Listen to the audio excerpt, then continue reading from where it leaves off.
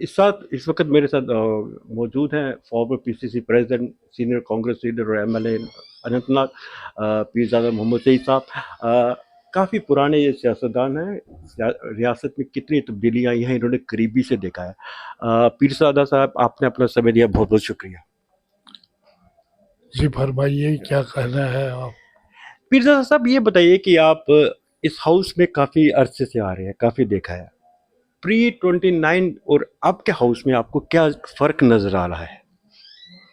देखिए उस वक़्त सिचुएशन एक थी, आज दूसरी है।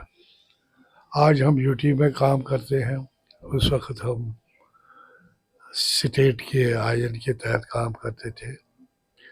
काफ़ी अंतर है और लेकिन मुझे उम्मीद है कि हमें वो स्टेटहुड वापस मिलेगा, क्योंकि सबकी डिमांड है, सबकी कमिटमेंट है।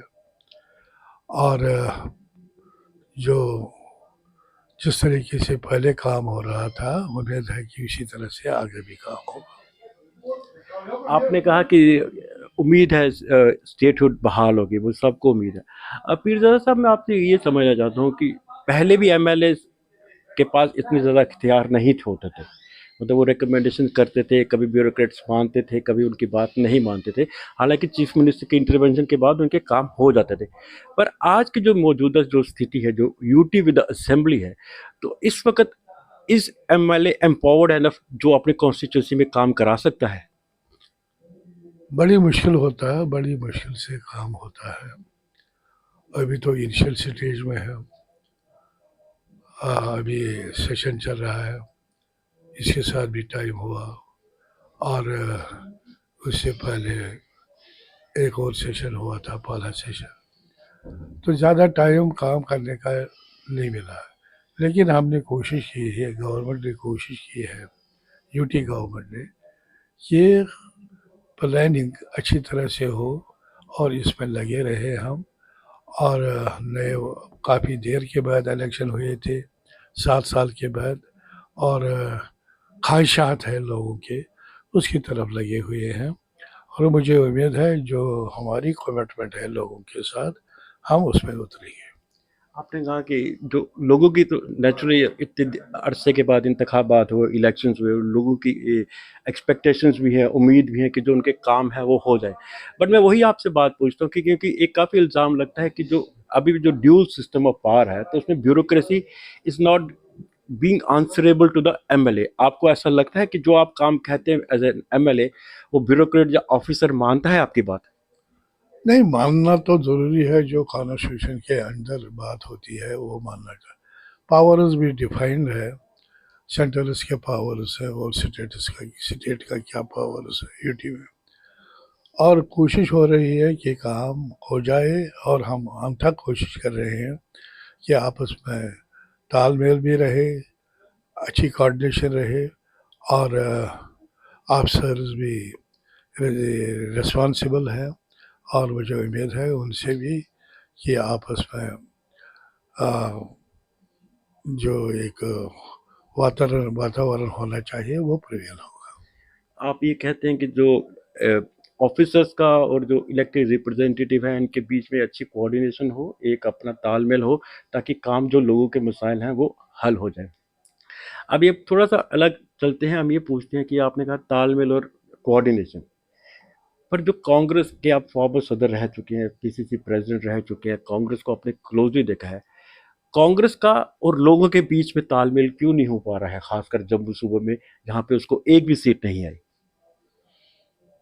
देखिए उसके कारण और हो सकते हैं। हमने एक फैक्ट फाइंडिंग कमेटी भी बनाई है। जम्मू का जो हुए डिबैकल हुआ, और उसके मुतालिक भी हमारे पास रिपोर्ट आएगा, और उसका बदावा भी हो जाएगा। लेकिन जो हम देखते हैं कि काफ़ी हद तक जो यूटी से पहले जो हालात थे और आज जो हालात है, काफ़ी अंतर है, काफ़ी फ़र्क है। और हमारी ये है कि कोऑर्डिनेशन की जो बात मैंने की, ये कोऑर्डिनेशन होनी चाहिए और आपस में जो तनाव है वो तनाव ख़त्म होना चाहिए। लेकिन पॉलिटिकल, चूँकि हम पॉलिटिकल आदमी हैं, पॉलिटिक्स में रहे हैं और उसके हिसाब से काम करते हैं। लेकिन मुझे उम्मीद है जहाँ लोगों की तरक्की की बात है, जहाँ लोगों की इक़्तिसादी हालात और डेवलपमेंट की बात है, उसमें कोई कॉम्प्रोमाइज़ नहीं होना चाहिए। पीरज़ादा साहब एक आखिरी सवाल आपसे पूछना चाहता हूँ। प्राइम मिनिस्टर हों, होम मिनिस्टर हों, वो बार-बार कहते हैं कि स्टेटहुड रिस्टोर होगी, बहाल होगी। और वो कहते हैं एट एन एप्रोप्रिएट टाइम। तो आपके हिसाब से ये appropriate time it's a very open ended statement. आपके हिसाब से कब तक बहाल हो सकती है और वो एप्रोप्रिएट टाइम आपकी नज़र में क्या होगा? देखिए, 7 साल के बाद यहाँ इलेक्शन हुई है,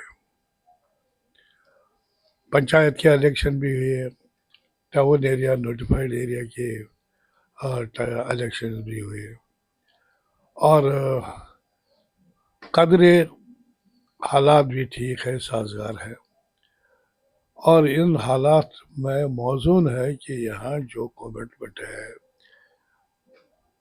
बीजेपी गवर्नमेंट की, प्राइम मिनिस्टर साहब की, होम मिनिस्टर साहब की, वो इम्प्लीमेंट होनी चाहिए और लोगों के जो एस्पिरेशन है, चाहे वो जम्मू डिवीज़न है या कश्मीर डिवीज़न है, लोगों की जो एस्पिरेशंस है उसके मुताबिक काम होना चाहिए और उसकी कदर होनी चाहिए।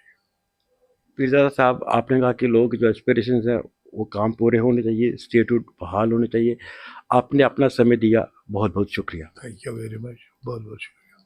तो ये थे हमारे साथ former PCC president Peerzada Mohammad Saeed sahab. उन्होंने कहा कि जो लोगों के एस्पिरेशंस है वो पूरी होनी चाहिए, ब्यूरोक्रेसी और एमएलएस के बीच में कोऑर्डिनेशन होनी चाहिए और आखिर में उन्होंने कहा कि जो स्टेटहुड है वो रिस्टोर होनी चाहिए। Thanks a lot.